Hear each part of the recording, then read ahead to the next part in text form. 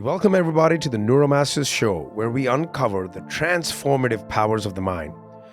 I'm Reg Malhotra, your host, and I'm here to guide you with practical tools and inspiring stories grounded in neuro-linguistic programming and hypnosis. Now, whether you're a high achiever feeling stuck or a growth seeker looking to overcome setbacks, join us each week to break through barriers and achieve profound personal and professional growth. So let's dive in and unlock your potential. Hello and welcome to Neuromasters Podcast. Thank you for joining us today as we explore a topic that resonates with so many, feeling stuck in survival mode. Joining me is Reg Malhotra, founder of Neuromasters Academy, to discuss the psychological shift needed to go from just surviving to truly thriving in key areas of your life like communication, relationships, mindset, and parenting. Reg, it's great to have you here. Let's dive in. Yep, let's dive in. Amazing. So let's just get right on into the survival mode. It is something that many of us experience. But what does it actually mean on a psychological level? Why do we tend to get stuck in this state even if we want to move beyond it? Yeah, so you're quite right in that a lot of people are stuck in survival mode. And there are two top reasons for it is number one, our personal experiences, and number two is the broader narrative, right? There's the messaging that is always in front of us. So let's talk about personal experiences first. You know, we can often go through negative events in our life. We also refer to them as significant emotional events. See, these events, when we experience a negative event of a strong nature, a brain or your subconscious mind can take a snapshot of it.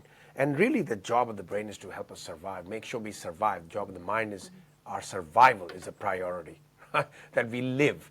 Yeah, so when these events happen, it records, especially if there's a cocktail of emotions experienced during an event.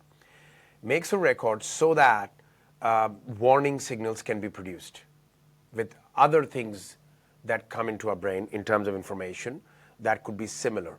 And the number of emotional events in a person's life could really dictate the level to which they are in survival mode, right? And then you have the second one. The second top reason is the broader narrative. What is the messaging one grown up with? Through people close to them, through media, through the broader messaging. You see, one of the biggest messaging that's around us all the time is that there is not enough. There's not enough food, not enough water, not enough land, not enough love, not enough money, not enough opportunities. This is what we grow up with. We are surrounded by it. We can't escape it, right? So if all the time there is that not enough messaging, or that there is, problems-oriented messaging, eventually the person develops fear of all sorts of things. See, fear is an important emotion. It's a signal. It can tell us what to do or what not to do. But it should not be a way of living. It should not be how we lead into life. It cannot be the leading factor. But that's what happens when we hear so much negativity. We have so much information, which is a lot of it is unproven. And if we are not in control of our mind, our states, and if we don't have a deliberate way of choosing our decisions and then actualizing them, we're going to fall into survival mode and stay there. Yeah, and I find that when we're stuck in a state like that, right, it can become the norm. And so I have a two-part question for you. How can one identify first and foremost if they are in a survival mode, right? Because I think sometimes it can become norm, right? It's that not enoughness or not enough of this or not, And so how can we identify that we're in that? And what is the risk of not breaking out of it? How can that impact relationships, communication, and the like? Okay, yeah, so the first part of the question, I want to make sure I got this right, is how can one identify they're in survival mode? Yes. So got to look at one's own behaviors, right? What are the things you're currently doing and what are the things you're not doing, right? So we'll start from there. Here, make it very simple. In a given year, for example, how many new things do you do? And if not a lot, why not? Okay, what is new? What is involvement with new things a reflection of? It's a reflection of adventure. It's a reflection of, being deliberate. It's a reflection of taking risk. It's a reflection of being open-minded and experiencing new things. And if you're not doing enough of that, then underlying it could be the desire to remain safe and with the familiar. And when we're trying to be safe and in familiar, see, most people spend most of the time in familiar territory. That relates to emotions as well, by the way. That's why people end up in the same emotional states, because it feels like home. If you've done enough sadness, then you're going to go back to sadness, right? And same thing with, so first thing is having a look at what are you doing, what are you not doing? And then part of that is, are there things that you want to do that you're not doing? Why not? Herein could lie some of the fears, exposure to some of the fears, and you'll be able to determine if those, fears are, keeping you safe. In other words, just surviving, just getting by, right? And another way to test that is, your own communication. Are there things you are not saying that you should? Are there things that you are saying that you shouldn't say? Are you speaking up? Right? Are you taking chances? Are you communicating what you feel? Are you communicating what you want? All of that is related to, the other way to test that is, have you been doing similar things for too long, even though you're not happy with them? Here's an interesting fact for you. Most people, more than 80% of people, don't quote me on that, but it's something very similar, like a huge percentage of people live within 14 miles of where they grew up. Now, I'm not saying there's necessarily anything wrong with that, but what is that a sign of in a lot of cases? Sticking to the familiar. What's the risk of not breaking out of that of that pattern, I guess, right? And how can that impact your relationships and communication? Yeah, see, we all have, unique abilities. We all have different experiences, and as a result of which, we have different ways of expressing our individuality, our power, our creativity. And if we are only in survival mode, you're going to be limited in what you produce. You're going to be limited in what you express, and ultimately you'll be limited in what you create, right? Because we all have extraordinary abilities. A human being is a magnificent phenomena, magnificent phenomena. We are the only species that has the ability to think about our thinking. This is not come by chance, and this is not just for us to remain in survival mode, go to work, have dinner, watch some TV, scroll on the phone, and go to sleep. If that's all we were required to do, then why would we have access to a faculty that large? We have access to faculties called imagination, called reasoning. These things are very powerful. Creativity, we can actually create anything in our mind. That's where it starts, right? So the ultimate risk of all of this, of remaining in survival mode, is eventually something's going to hit you, but you're not prepared for it now, because you didn't take chances, you didn't grow as a person, you didn't explore your inner abilities. You look at what happened during COVID. You see, every 7 to 8 years, some major incident occurs around the globe that impacts people's consciousness, their emotions. Some people thrived. That's right. Even because they had been doing a lot of work and they knew how to handle themselves, handle the situation, handle opportunities. And some people went immensely backwards. And particularly those who only ever learned to survive, you're missing out in a huge piece. You see, we need to go into places we fear. We need to try things we've never tried before, because we develop a muscle, we develop a neurology, so that when the big events hit us, we are so much well prepared, because we have created ourselves to thrive no matter what's happening around us. Sure, there are some limitations to this. Some people do get the wrong end of the stick. They could be born in places, they could be born in situations, born in circumstances where things are not so good. And that question's been posed to me a few times. I get that, where surviving in itself is the greatest victory you can have. Sure.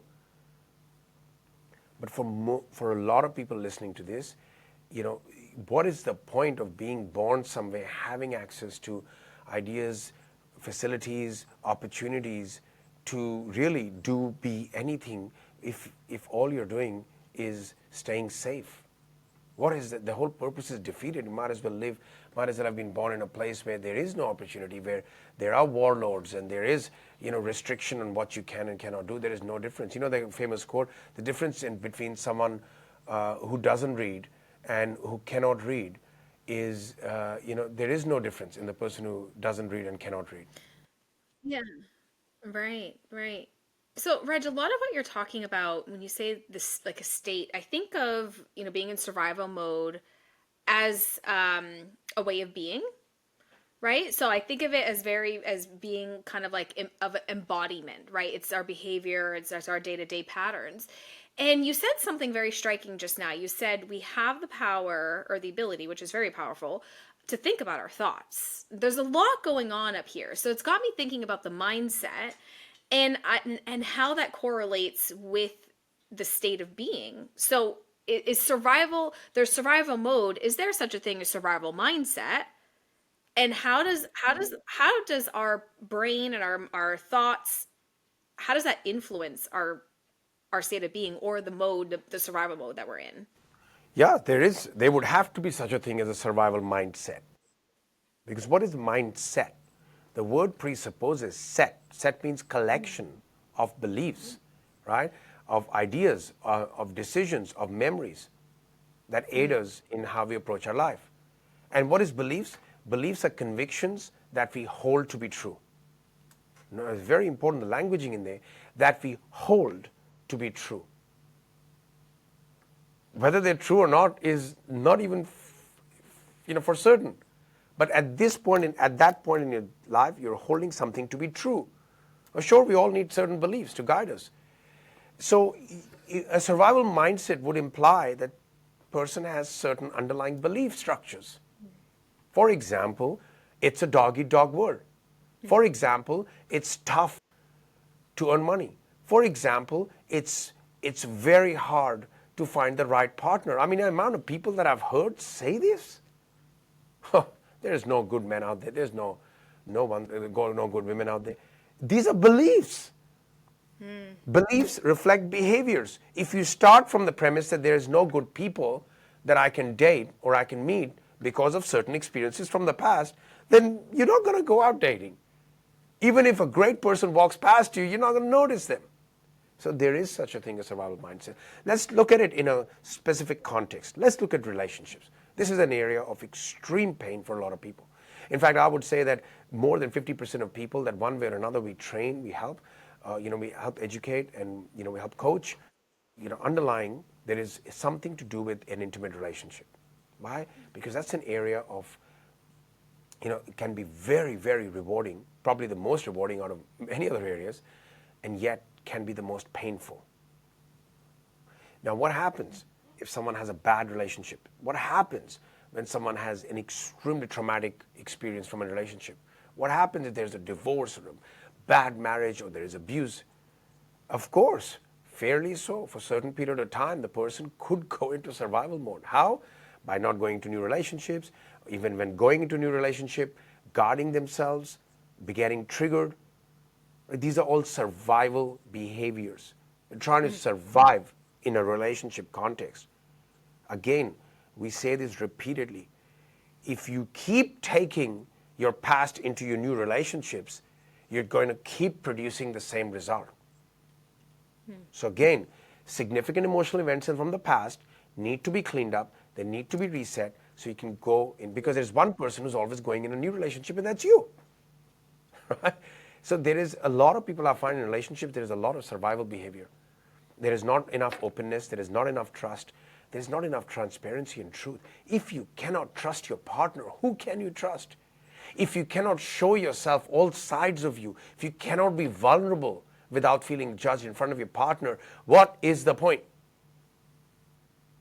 Right? And that all comes from, let's say, a survival mindset. I've just explored it in the context of relationship.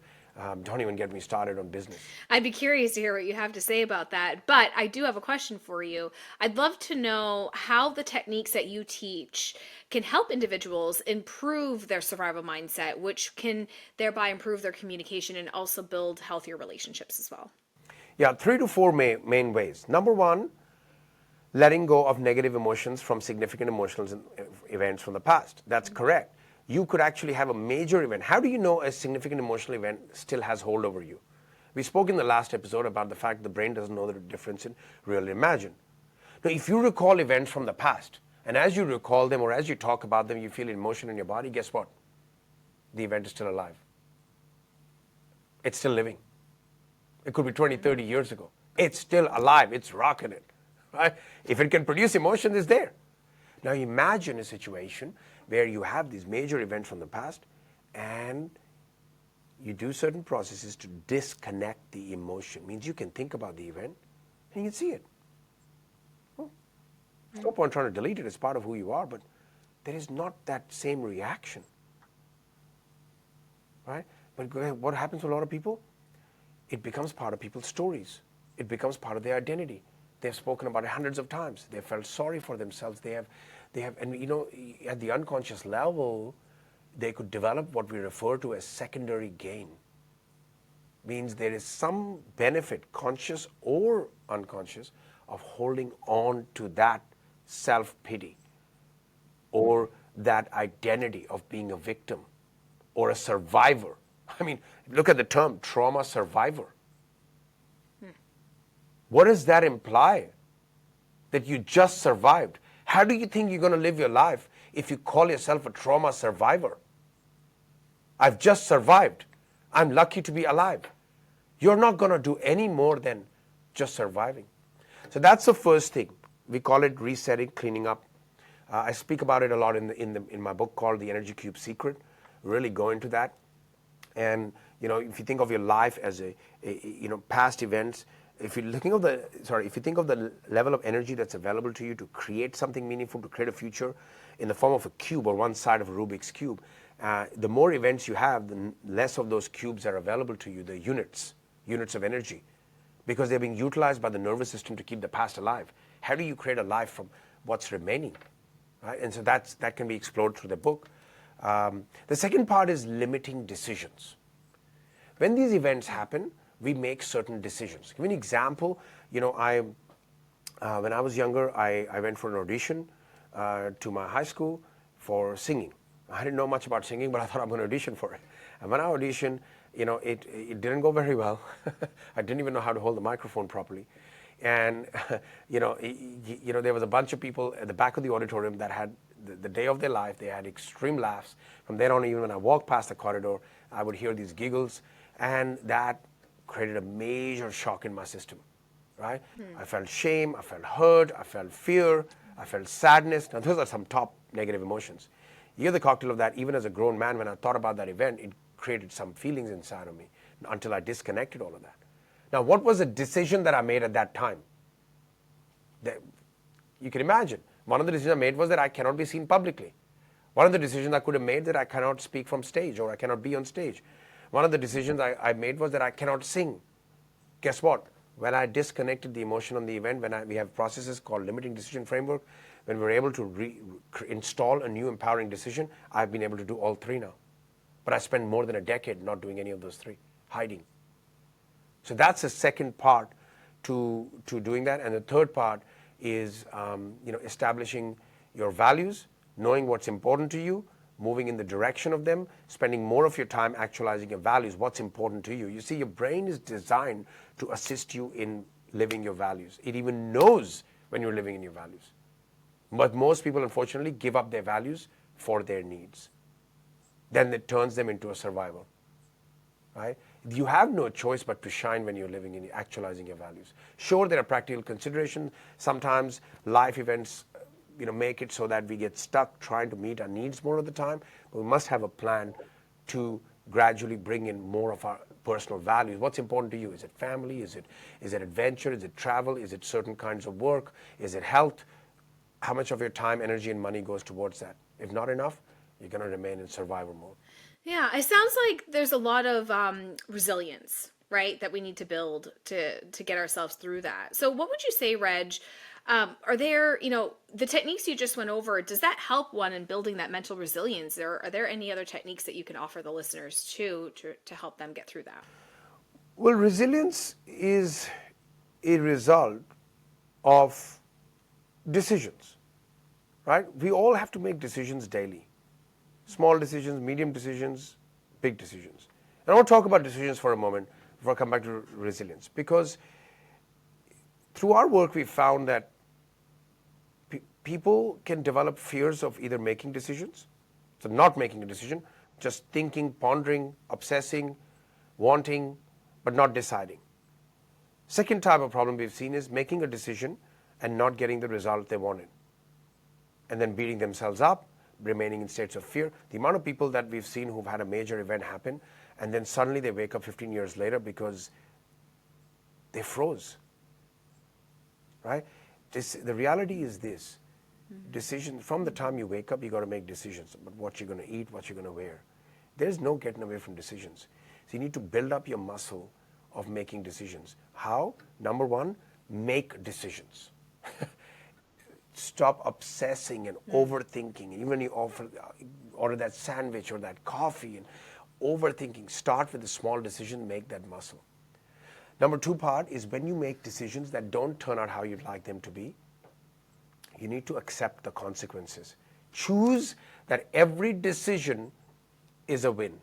Because either you get what you want or you learn something not to do, choosing a different way.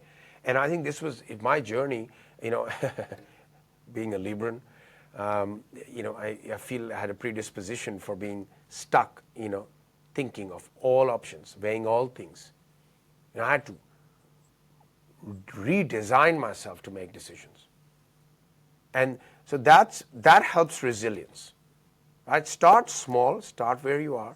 But resilience, I think it's more than resilience. It's making a decision that you are not your feelings. You are not what's happened to you. You are not even your behaviors.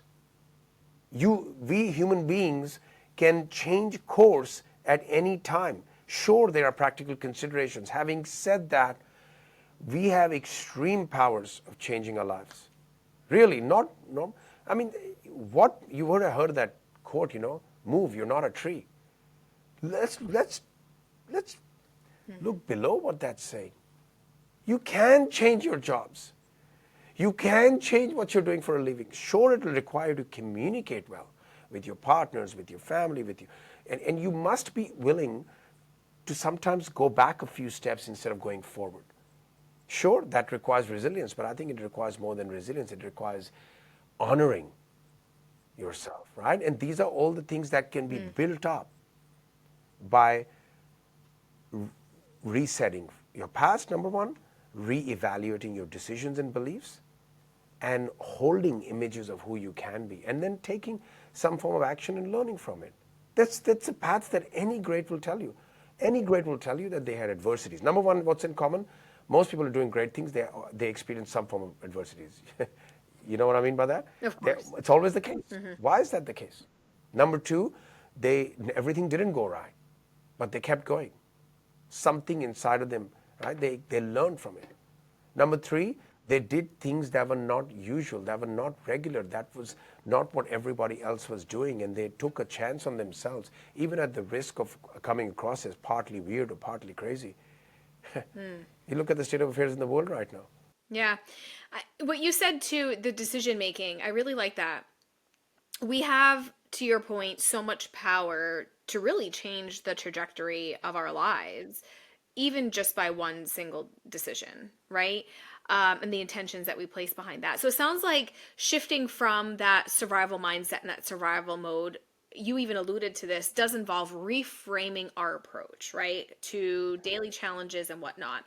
And so how can listeners, what I'd really like to get down to the understanding of is how can our listeners use reframing techniques to see their problems from a more empowered perspective so they can really hone in and make the decision that's right for them.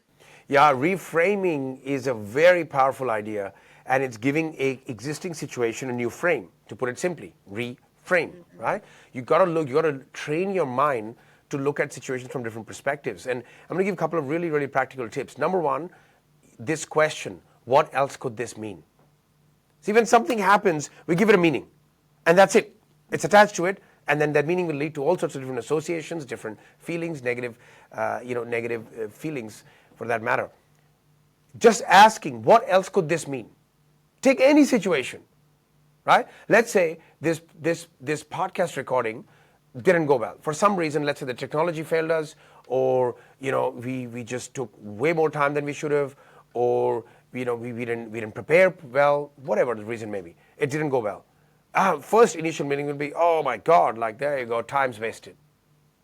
That's all the time wasted. Now we won't have, and then we can stay there.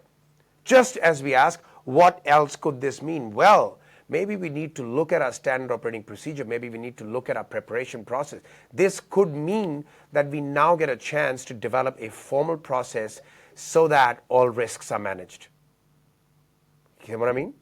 This is, as a CEO of a company, I can tell you this question has helped me more than any other question, right? Because situations happen every day. So that's one way. Second thing is, for those who are very much in the path of self-improvement, the second version of that question is, what is this teaching me? If you can wire yourself to learn from things, no experience is a bad experience. Even if you've had the most horrendous, you lost all your money, something, well, what has that taught me? What else could this mean? For example, I get to start again. For example, I have now, new awareness of what risks lie when you try and endeavor like this. In terms of what is this teaching me? Well, it's taught me that maybe I'm not designed for this kind of work. Maybe I need to look at more options. Maybe I need to learn from other people first. You know what I'm saying? This way of thinking is extremely empowering, because what's the alternative, Kim? I love what you said there. So I've gotten into the mindset of, whenever something is happening that maybe I'm not fond of, because again, let's be real, it all comes down to perspective from our own lived experiences and whatnot. But I've really come to train myself to say, or to ask myself, instead of saying, why is this happening to me? This is happening for me, right? And it goes back to what you were saying, just to echo what you said, it's all a learning experience. You learn from it. And I heard someone recently say, they took it even one step further, and they said why it happened, not necessarily that it happens for you, but it happens through you. And I'm curious your perspective on that. That's a lot deeper discussion, and it really borders on spiritual matters. And I won't go into the detail of that here, but I will leave listeners with this, depends on where you are in your journey, the concept that everything around you is a projection of you. All experiences you have, all people you call in, all circumstances you experience are a projection of you. And that requires some very deep spiritual understanding of how we create our own world. See, we create our own universe. What we call in is a result of what's deeply unconscious in us. And so there is a lot of truth in that. Having said that, one has to master these ideas we're discussing here of reframing, of getting out of survival mode, of being conscious of your choices, of learning from your life's mistakes, in order to then start playing with higher principles, specifically around what you call into your consciousness being a result of what you carry inside of you. And that remains deeply unconscious. That's such an interesting concept too. And a lot of what we're talking about today, the techniques you're talking about, the reframing, and how do we shift ourselves from that that survival mindset. I gather it takes a lot of emotional clarity, maybe even some emotional regulation. And I believe that a lot of us, many people, fall into repetitive emotional cycles, especially when there's stress involved, right? And so I'm curious, Reg, how can NLP specifically help listeners identify and break these patterns of self-doubt and fear and, whatever the case may be that is keeping them stuck in that survival? Yeah, techniques like neurolinguistics and neurohacking, really what they're designed for is, a number of things. Number one is unpacking self. We use this term, unpacking self. Like, how do we do things inside? If you procrastinate, if you end up in sad states, if you remain anxious about things, if you get motivated, there is a specific process, a syntax that happens inside of you. I'll give you an example. Many years ago, when I would get up in front of my computer every morning, I would see a lot of unread emails. And that would immediately remind me, that visual, that image I see would lead to a self-talk. A self-talk would be something like, oh my God, that's a lot of emails. Like, I cannot go through a lot. Then I would get a negative feeling. So there is a 3-step process that happens: seeing, saying something to self, and then a negative feeling, right? We have a sort of almost a formula method to show how quickly this can happen and how that same sequence can lead to procrastination, for example, in any scenario. So what would happen to me is, after I got the negative feeling, I would get up and go and get a coffee. And this happened almost every day. I would be 45 minutes before I came back. That was a very specific procrastination sequence routine that I ran. So we need to unpack. So first part is unpacking self, knowing how you're doing things inside without judgment. Second part is that something like neuro-linguistic programming, especially the way we do it in Neuromasters Academy, is really designed on focusing on the process, not the content. A lot of people are too stuck with the content. What happened, and discussing the detail of that, why this is happening to me, what am I feeling.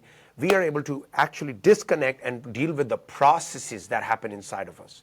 For example, there's a technique that allows us to integrate conflicting parts. See, part of me wants to live here, part of me wants to live there. Part of me thinks I can write a book, part of me thinks I can't. Part of me wants to do this, part of me thinks I can have love again, part of me. You see, these parts, the language tells a story. They actually become neurological parts. And these parts, they can have beliefs and value systems of their own. So we focus on the process of integrating these parts, because the both parts generally have the same highest intent. In a lot of cases, it's survival, by the way. A lot of cases, it's survival. So integrating these parts, I know this played a huge role in my life to integrate the parts. Sometimes we develop parts on a regular basis. We do. It's part of life. Imagine having tools that you can integrate those parts. If you have too many parts and they've been there for too long, in our modality, as per our thinking, we believe that not only can it lead to personality disorders, what you call as multiple personality disorders type of situation in the long term, but secondly, it can also lead to dis-ease. Imagine multiple generals trying to run an army.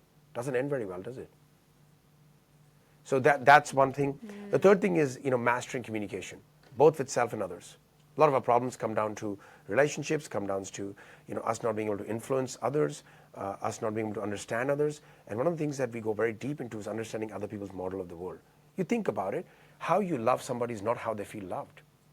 But we decide that I'm loving you this way, so you should feel loved. No, because you don't understand how they unpack things inside, how they do things inside. We are so looking at everybody from our world. This is why we are so passionate about this. We think someone should do something because we think it's right. We think they should feel loved because that's how we're loving them. We don't even know that some people are more visual, some people are more auditory, some people are more kinesthetic. We don't even know that some people have different programs running. Most people don't know that people have different values. And you can see how this shows up in marriages, because more than 50% of marriages fail. It's not a joke that men are from Mars and women are from Venus. There is a lot of truth behind that thinking that says it's not just about men and women, by the way, it's about another person. But we meet somebody, we see them a certain way, we see certain behaviors, and then we expect them to be like that for the rest of their life.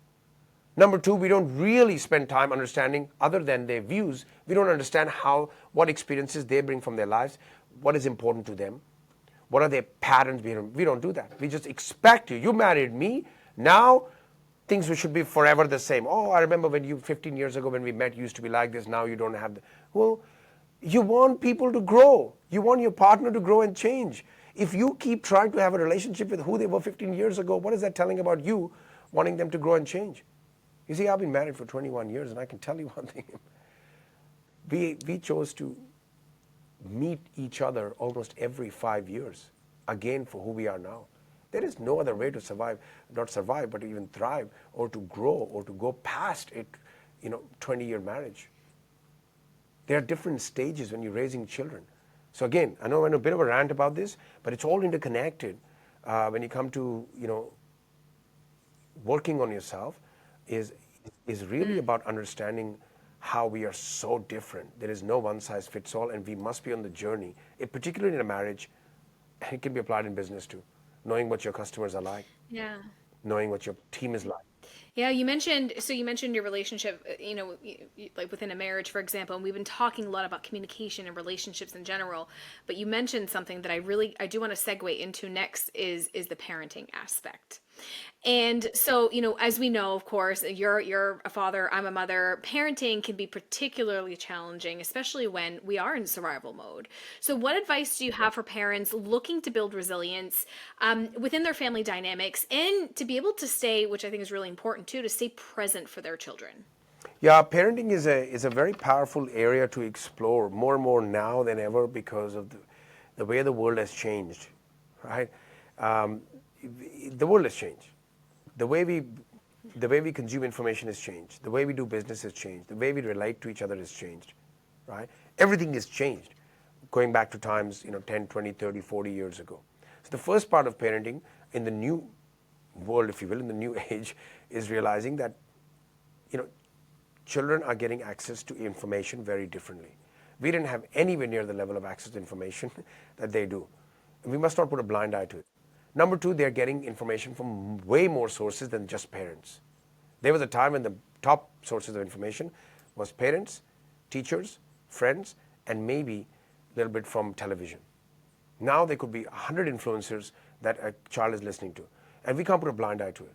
We've got to remember they're going to learn differently now. Our brains hadn't evolved to take this much information all at once. Right? So when it comes to parenting, it's about first accepting where we are. It's about accepting, again, your own standing. How much are you in survival mode? Because you'll eventually project that onto the children. There's never a better time to look at yourself and improve yourself. Even if you have never done that before, now you have a higher purpose. Because see, your children will not do what you tell them to do as much as they'll do what you do. And there's this concept called mirror neurons. Your children will reflect your most frequently visited emotional states, whether you like it or not, even when they've left home. So what patterns do you want them to see, hear, feel, right? What do you want them to be exposed to? So it's less about your own survival mode. It's about, would you like your children to live life in a survival mode? Because if the answer is no, which I presume will be for most parents, then you must take whatever steps is required to be an example. You see, you can either be an example or a warning. You said something, Reg, that's striking, and it's so true too. That they get their information, the children, they get their information from so many different sources now. It's just so much more accessible to them nowadays, and so really the information that they are surrounded by is beyond our control. And so Correct. what I'm hearing a lot of here is, from a parent's perspective, surrendering, right? Control what you can, surrender the rest, release the rest of what we can't control. Because to your point, we are leading by example. And so the emotional state that we find ourselves more frequently in is what is going to be, passed along to them. And so I'm curious too, then, we talked a little about NLP techniques earlier. Are there any specific NLP techniques that can help parents handle stress and be more effective role models for their children? Yeah, so I'm going to answer this question in a few different ways, right? First, I'm going to talk, because you started by asking about the information that's coming in and surrender. I'm going to come back to that in a moment. Let me go into the techniques, the importance of a parent's own life and life history, right? So that becomes very important if you truly want to. You see, a lot of parents, I heard this from people's mouth a lot. I'm doing this for my children because I never want them to experience what I experienced. I get it. A lot of people lead with that. I think that could be challenged. I can see the legitimacy of that. I can see the power of that. But is this the only place to lead from? Because you could, in fact, be having a reverse effect. Give you an example. A lot of people say, I never want my children to be, I didn't grow up very rich and we didn't have a lot of things, and I never want my children to have these experiences. So, I'm doing everything. I'm working 3 jobs. I've seen parents do that, working 3 jobs, send their kids to private school, so their kids have a really, really nice life. And really what's below that is they never want to feel, they actually never want to feel guilty that they didn't provide enough. I see, like I said, I see the legitimacy of it. I see the power of it. But you could be holding your children down, for example, by saying, I'm going to do all this work. I'm going to create so much money so you don't have to worry about buying a house, so I buy a house for you. Wait, what? You just took away the opportunity for your child to pursue a goal and become somebody. So there is a lot of that. So you, in other words, from an NLP perspective or the subconscious mind work we do from NLP hypnosis, we must, being a parent, that was when it first came to me. See, I have a 21-year-old and a nearly 18-year-old. I can tell you, when I first became a parent, that was really when started looking at myself, the process actually began. Because I realized that I was projecting on them. I realized that I really started to look at, like, why do I want this for them? Why do I not want this to them? Why did I react this way? Why did I get so mad at my child on something like this? It really was on the surface, and my entire childhood came up. Yeah. So we think because we get this control and this supervision and this, if you will, to an extent, some level of power over our children, especially when they're little, that we can design them in such a way. But reality, we are trying to live what we wanted to live. We must start disconnecting that. Like I said, I see the power of that. Listen, your child is different and they are going to be their own individual. The other thing we must stop is we must stop, I go on about this, stop trying to win our children's love. This is a very important topic, by the way. This is coming up in our programs and our trainings a lot. I have more people than ever asking me, I don't know how to communicate with my teenager. Well, it's a different point why it led to that now, because now these people, kids are listening to hundreds of people, and they probably not even tell you. I can tell you 90% of parents have no clue what their children are doing on their phones. I'm going to say this right now. They think they do. They have no clue. So for those of you who have little kids, you're going to have a very different experience. And we are getting a huge demand from people for us to talk about it. Fortunately for me, well, number one, I've had 21, my wife and I have 21 years of raising two children. We also raised them in a period where phones and social media and internet were just coming on. They were nowhere near as big. So I would argue from the age of 0 to say 12, it was not that prominent in their life, 12, 13. After that, it was like this bridge. Now we developed systems. I'm going to speak about a couple of them. It goes back to your earlier point. Number one is trust. You need to rethink what trust means with a child. I'll give you an example. I said to my sons, listen, I didn't want to not give them phones. I think that's extreme because their friends are going to have it at school. You know, you're going to all sorts of extreme. And the reality is that even business is done on phones now. So you're creating a situation where they're going to be growing up in a world where an extremely important tool is not being, they're not familiar with it. They don't have a good relationship with it. So it was trust. I said, look, you get the phones.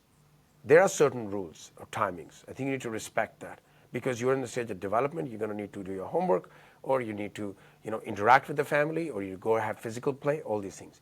There are certain times when it's not okay to use the phone. That's very different to saying, you're never getting a phone, I'm taking it back from you. No. There is a certain time it's not okay. For example, over dinner. It's not okay. Again, goes back to boundaries. Parents must have boundaries and communicate them. And these boundaries shouldn't be unreasonable. Number two, I said to them, my default position is to trust you. But if you breach my trust, there's going to be consequences every single time. So if you see or hear anything on the phone that you want to treat them like responsible, that is not appropriate, is not right, you must come and tell me. Every time you tell me, you'll get a reward, even if you did something wrong. So I had to create that relationship.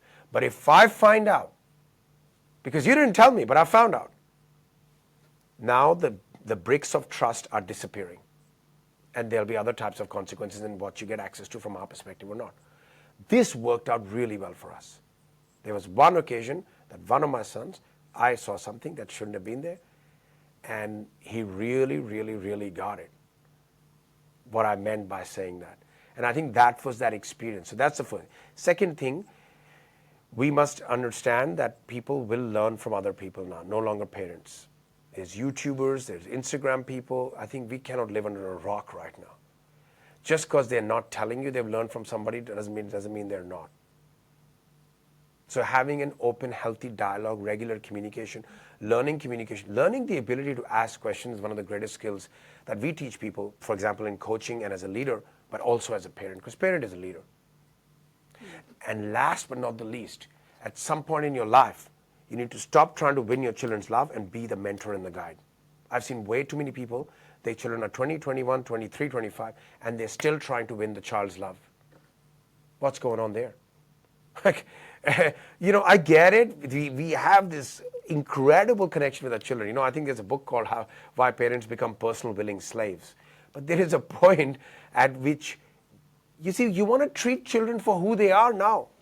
Most children, if they are 15 and you treat them like little Johnny who was 4, oh no, he's my baby. I know a lot of moms do this, and I get the reason for it. And they may enjoy it, but deeply, if you ask any child, they want to be treated at the age they are. I have a lot of advice on parenting. Okay, a lot. I think we could do another 5 episodes just on this topic. I was gonna say I have so many follow up thoughts and questions around all of this too. A couple of things as I'm looking to summarize this is communication is key, and then certainly individuality too for yourself and for your child. Yeah. So Reg, to as we start to look to wrap this up, for listeners who are ready to start moving beyond survival mode, the survival mindset, and they're looking to really build that resilience, what are different resources that you can recommend for them, or next steps even? So for people who are ready to take next steps, people who are ready to move forward, those who are parents, those who have had relationship trauma, I think we've covered a lot of these things, and those who have found them stuck in survivor stage. The best time to change things is now. Well, actually, the best time was years ago. The next best time is now. Every passing day strengthens, the setting of these past events in our neurology, in our nervous system. They take us further away. More inertia sets in, the harder it is to move. So we need to do some deeper work. Either inquire with Neuromasters Academy about our specific trainings. We have trainings on neurolinguistics, hypnosis, and how that can free you from these patterns, self-sabotaging patterns, and get you from moving from surviving to thriving. We have trainings on relationships, on relationship with money and intimate relationships. Right? So we have a lot of programs, but people need to start to think differently to the masses, if you will. Right? If you keep doing what you've been doing, you'll keep getting what you've been getting. I think Einstein or someone quoted it couldn't be more true. So we need to do that. In terms of resources, we must start practicing a lot of what we are saying here. We must start practicing. We must start making decisions, for example.